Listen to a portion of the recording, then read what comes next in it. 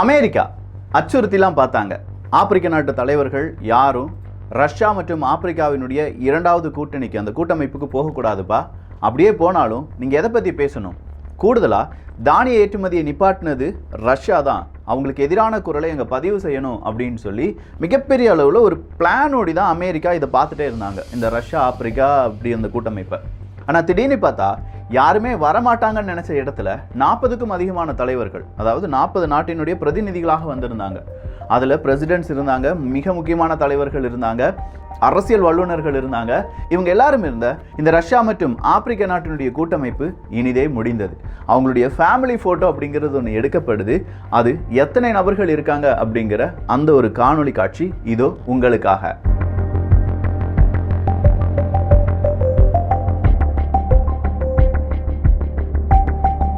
சரிப்பா, அப்படின்னா இந்த ரோஸ் ஆட்டம் ஏதோ ஒன்று அறிவிச்சிருந்தாங்களே, இந்த ரோஸ் ஆட்டம் அறிவித்த போது நாசா ரஷ்யாவை ஏதாவது செஞ்சாங்களா? ஏதாவது இந்த ஸ்பேஸ் சம்பந்தமான செய்திகள் வந்திருக்கா? கொஞ்சம் இன்ட்ரெஸ்டிங்காக இருந்துச்சு விக்கி அப்படிங்கிற அந்த கருத்துக்கு இணங்க இன்றைய காணொலியில் கொஞ்சம் அப்டேட் இருக்க போகுது. எல்லாத்தையும் பார்த்துடலாமா?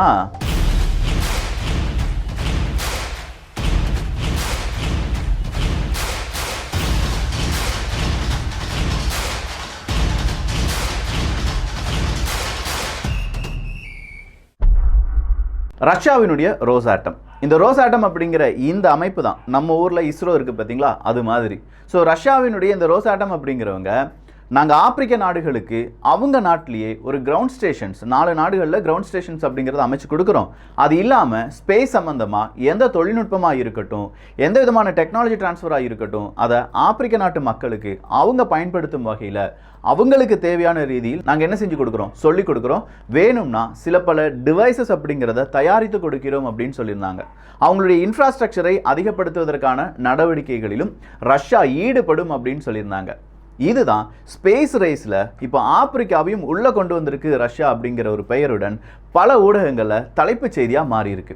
ஸ்பேஸ் ரேஸ் நமக்கு எல்லாருக்குமே தெரியும். நிலவில் மனிதன் காலெடுத்து வைத்து விட்டான் அப்படின்னு சொன்னதுலேருந்து இந்த ஸ்பேஸ் ரேஸ் அப்படிங்கிறது ரொம்ப அதிகமாக மாறிடுச்சு. அதுலேயும் குறிப்பாக அமெரிக்கா மற்றும் ரஷ்யா இவங்களுக்கு இடையே மட்டும்தான் இந்த ஸ்பேஸ் ரேஸ் அப்படிங்கிறது இருந்துச்சு. ஆனால் காலங்கள் செல்ல செல்ல செல்ல அதில் யாரெல்லாம் உள்ளே வந்துட்டாங்க? நம்ம இந்தியா போயிட்டோம், சீனா வந்துட்டாங்க, இப்படி பல நாடுகள் ஸ்பேஸ் ரேஸுக்குள்ளே வந்துட்டாங்க. அரபுலக நாடுகள்னு கூட அவங்களுக்கான செயற்கைக்கோள், அவங்களுக்கான ஆஸ்ட்ரோனட் அப்படின்னு சொல்லி பலதரப்பட்ட வகையில் அரபுலகம் கூட இந்த ஸ்பேஸ் ரேஸுக்குள்ளே இணைந்து விட்டார்கள். ஸோ இந்த ஸ்பேஸ் ரேஸில் ரொம்ப பின்தங்கிய நிலைமையில் இருந்தது யார் அப்படின்னு பார்த்தீங்கன்னா ஆப்பிரிக்கா தான். அவங்கள கைப்பிடிச்சு நம்ம உயர்த்தி நீங்களும் வாங்கப்பா ஸ்பேஸ் ரேஸுக்குள்ளே அப்படின்னு சொல்லணுமா வேண்டாமா? சொல்லியிருக்காங்க. இந்தியாவும் இதே நிலைப்பாடுடன் இருக்கிறது என்பதை இங்கே நான் பதிவு செய்ய விரும்புகிறேன். இந்தியாவை பொறுத்த வரைக்கும் மல்டிபோலார் வேர்ல்டு அப்படிங்கிறது அமைய வேண்டும். மல்டிபோலார் வேர்ல்டு அப்படிங்கிறதுக்கு மல்டிபோலார் ஆசியா அப்படிங்கிறது அமைய வேண்டும். இது ஜெய்சங்கர் அவர்கள் சொன்ன வார்த்தை. ஸோ மல்டிபோலார் ஆசியா அமைந்த பிறகு மல்டிபோலார் வேர்ல்டு அப்படிங்கிறது அமைக்கப்படும். அப்படி மல்டிபோலார் வேர்ல்டு வந்த பிறகு அதில் ஆப்பிரிக்க நாடுகளுக்கும் முக்கியத்துவம் கொடுக்கப்படும் அப்படின்னு சொல்லியிருந்தாங்க. சரிப்பா, இந்த ரோஸ் ஆட்டம் அப்படிங்கிறது கண்டிப்பாக ஆப்பிரிக்க நாடுகளுக்கும் ஆப்பிரிக்கா மற்றும் ரஷ்யாவை இணைக்கக்கூடிய செயற்கைக்கோள், அந்த மாதிரியான கம்யூனிகேஷன் எல்லாம் ரெடி பண்ணி கொடுத்துட்டாங்கன்னா நாசா என்ன செய்வாங்க?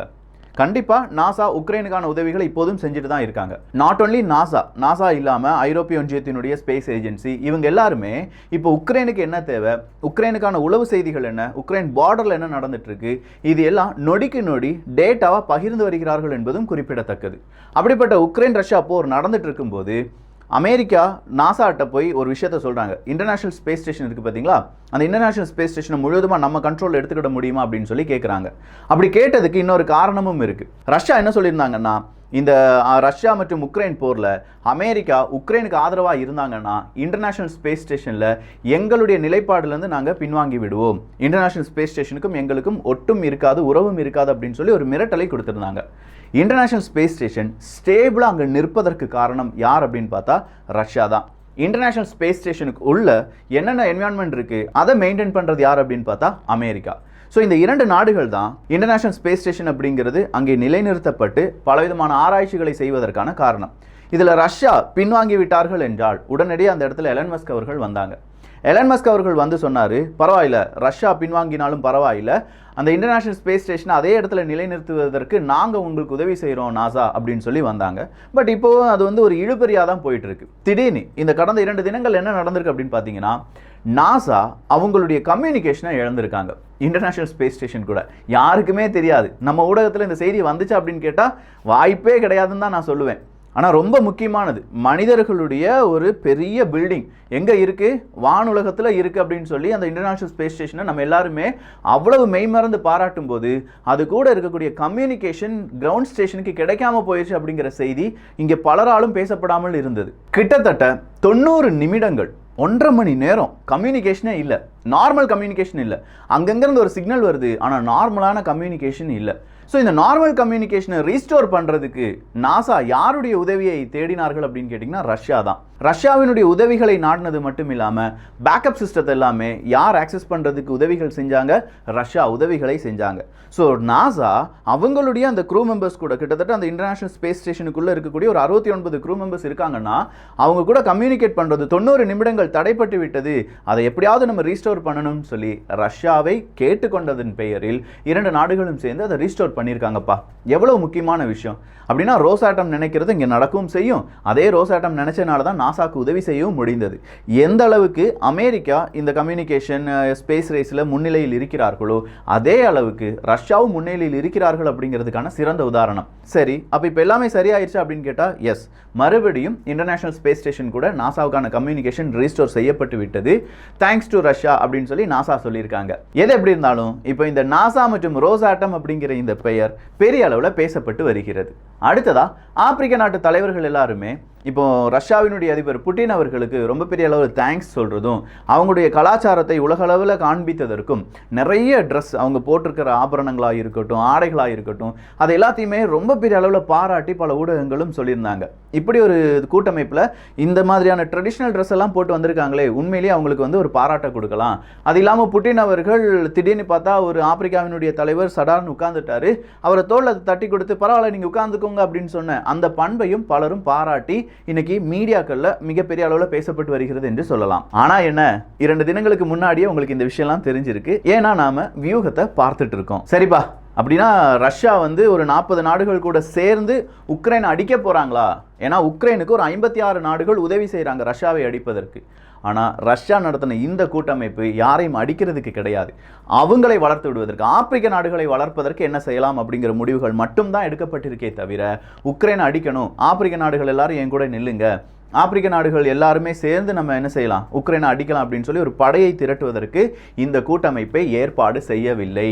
இந்த கூட்டமைப்பில் எனக்கு நீங்கள் பணம் வேணும், உக்ரைன் கேட்குற மாதிரி அந்த 56 நாடுகள் உக்ரைன் கான்டாக்ட் குரூப் அப்படின்னு ஒன்று இருக்குது பார்த்தீங்களா, அதில் 56 நாடுகள் நான் சொல்கிறேன்ல, இந்த 56 நாடுகளும் உக்ரைனுக்கு பண உதவிகள், பொருள் உதவிகள், ஆயுத உதவிகள், உளவு உதவிகள் இது எல்லாத்தையுமே செஞ்சு கொடுத்துட்டு இருக்காங்க. ஆனால் ரஷ்யா அந்த உதவிகள் எதையுமே கேட்கல. ரஷ்யா கேட்டது, எப்பா உங்களுக்கு என்ன வேணும், தானியம் வேணுமா, அதையும் நான் தரேன், ஃப்ரீயாக தரேன், 50,000 டன் வரை நான் ஃப்ரீயாக தரேன், அது இல்லாமல் பலவிதமான கோரிடோர் உங்களுக்கு உருவாக்கி தரேன், ஸ்பேஸ் ஸ்டேஷன் உருவாக்கி தரலாம், இதெல்லாம் உங்களுக்கு நான் செஞ்சு தரேன், நீங்களும் மல்டிபோலார் வேர்ல்டில் ஒரு அங்கமாக மாறுங்கள், இதை தான் சொன்னாங்க.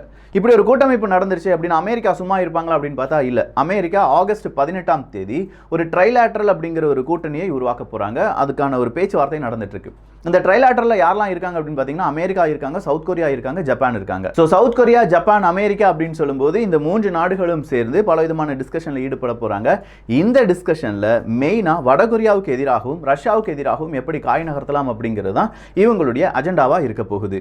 அடுத்ததா மிகப்பெரிய அளவில் இப்போ இந்த செமிகண்டக்டர் மைக்ரோசிப் அப்படிங்கிறதுக்கான யுத்தம் நடந்துட்டு இருக்குல்ல, இந்த யுத்தத்தில் அமெரிக்கா தன்னிறைவு அடைவதற்காகவும் அவங்க எப்படியாவது அவங்களுடைய ப்ரொடக்ஷனை அமெரிக்காவிலேயே ப்ரொடியூஸ் பண்ணி அதை பல நாடுகளுக்கு ஏற்றுமதி செய்ய வேண்டும் அப்படின்னு சொல்லி அமெரிக்காவினுடைய திட்டம் வகுக்க ஆரம்பித்தார்கள்.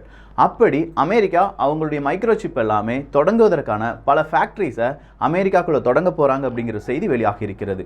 ஆல்ரெடி தைவானுக்கு நிறைய உதவிகளை அமெரிக்கா செய்வதற்கான காரணமே இந்த செமிகண்டக்டரை பொறுத்த வரைக்கும் அடிக்க முடியாத ஒருத்தன் இருக்கானா அது தைவான் தான். தைவானுடைய செமிகண்டக்டர் உற்பத்தியை வேற யாராலையுமே அடிக்க முடியாது. ஸோ அப்படிப்பட்ட தைவான் கூட அமெரிக்கா மிகப்பெரிய ஒரு உறவை பேணி காப்பதும், அமெரிக்கா தனக்கு வேண்டிய மைக்ரோசிப்பை நாங்களே தயாரிக்க போகிறோம் அப்படின்னு சொல்ற அந்த ஒரு உத்தரவை பிறப்பித்திருப்பதும் அமெரிக்காவினுடைய அடுத்த நகர்வு என்ன அப்படிங்கிறத நமக்கு காண்பிக்கிறது. சரி, அப்படின்னா இந்த பிரிட்டன் அவங்களுடைய மினிஸ்ட்ரி ஆஃப் டிஃபென்ஸ் இன்னைக்கு ஒரு அறிவிப்பை கொடுத்துருக்காங்களே, ஒரு தவறு நடந்துருச்சு அப்படின்னு சொல்லி. என்ன தவறு தெரியுமா?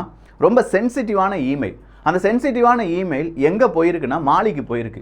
மாலி யாருடைய நட்பு நாடு? ரஷ்யாவினுடைய நட்பு நாடு. அப்போ மாலிக்கு போன அந்த இமெயில் திடீர்னு ஒரு பரபரப்பை ஏற்படுத்துது. எப்படி நமக்கு பிரிட்டன் அரசாங்கம் ஒரு மெயில் அனுப்பியிருக்காங்களே அப்படின்னு சொல்லி மாலி அரசாங்கம் பார்க்கும்போது தான் ஒரு டைப்பிங் எரரில் தெரியாமல் டொமைன் நேம்லாம் மாறி மாலிக்கு போயிருச்சுப்பா அந்த இமெயில் அப்படின்னு சொல்கிற மன்னிப்பை இன்னைக்கு பிரிட்டனுடைய மினிஸ்ட்ரி ஆஃப் டிஃபென்ஸ் கேட்டிருக்கிறார்கள். நாட்டோவினுடைய ஒரு டேங்க் ரிப்பேர் ஸ்டேஷன் அப்படிங்கிறத நாங்கள் போலந்தில் வைக்க போகிறோம்னு சொல்லி நாட்டோ சொன்னாங்கல்ல, அதை கனடாவினுடைய ஒரு ஊடகமும் இன்னைக்கு உறுதி செய்திருக்கிறது. கரெக்டாக உக்ரைனுடைய பார்டர் சண்டை நடந்துட்டு இருக்கு பார்த்தீங்களா, அங்கேருந்து ஒரு 100 கிலோமீட்டருக்குள்ளேயே இந்த ஒரு ரிப்பேர் ஸ்டேஷன் அமைக்கப்பட போவதாகவும் அதிநவீன பீரங்கிகள் எல்லாமே அங்கே சரி பண்ணப்படும் அப்படின்னும் நாட்டோ அறிவித்திருந்தார்கள். இதற்கு ரஷ்யா நேற்றே எதிர்ப்பை தெரிவித்திருந்தார்கள். ஆல்ரெடி ஜெர்மனியினுடைய ஒரு நிறுவனம் கூட நாங்களும் அங்கே ஒரு டேங்க் ரிப்பேர் ஸ்டேஷன் அமைக்க போகிறோம்னு சொன்னாங்க. அப்படின்னா ஜெர்மனியுடைய ரிப்பேர் ஸ்டேஷனும் இந்த நாட்டோவினுடைய ரிப்பேர் ஸ்டேஷனும் ஒன்று தான். அப்போ இந்த ரிப்பேர் ஸ்டேஷன் போலந்தில் வந்து அவங்க பெரிய அளவில் வச்சு ஒரு ஃபேக்ட்ரியாக ரன் பண்ண போகிறாங்க அப்படின்னா அதன் வழியாக உக்ரைனுடைய பீரங்கிகள் சரி செய்யப்பட்டு உடனுக்குடன் உக்ரைனுக்கு என்ன அனுப்பப்படலாம்? பீரங்கிகள் அனுப்பப்படலாம். அது இல்லாமல் இன்னும் பல வெப்பன்ஸ் அப்படிங்கிறது போலந்தில் வந்து அந்த ஃபேக்ட்ரியில் டம்ப் பண்ணி அது ஒரு ஸ்டோரேஜ் லொக்கேஷனாகவும் யாரால் பார்க்க முடியும்? உக்ரைனால் பார்க்க முடியும். ஸோ அவங்களுக்கு தேவையான ஆயுதங்களை 100 கிலோமீட்டர் அப்பால் இருக்கக்கூடிய அந்த ஸ்டேஷன்லேருந்து எடுத்துகிட்டு வந்து ரஷ்யாவுக்கு எதிராக சண்டை போடலாம். அப்போ இதெல்லாம் மனசில் வச்சுட்டு தான் ரஷ்யா அதற்கு எதிர்ப்பை தெரிவித்திருக்கிறார்கள். ஸோ அந்த எதிர்ப்புக்கு அமெரிக்கா, போலந்து, நாட்டோ இவங்கெல்லாம் என்ன சொல்ல போகிறாங்க? இந்த ரோசாட்டம் அப்படிங்கிற இந்த நிறுவனம் அடுத்ததாக எந்த மாதிரியான காய் நகர்த்தலை செய்ய போகிறது? நாசாக்கு உதவிய ரஷ்யா அப்படிங்கிற இந்த டாபிக், இப்படி நிறைய அப்டேட் பார்த்துருக்கோம். இதை பற்றிய உங்களுடைய கருத்துக்கள் இங்கே வரவேற்கப்படுகின்றன. எல்லோரும் வியூகத்தில், தமிழ் வியூகத்தில் இணைந்திருங்கள். நல்லதை பகிர்ந்து நல்ல சமுதாயத்தை உருவாக்குவோம். நன்றி, வணக்கம்.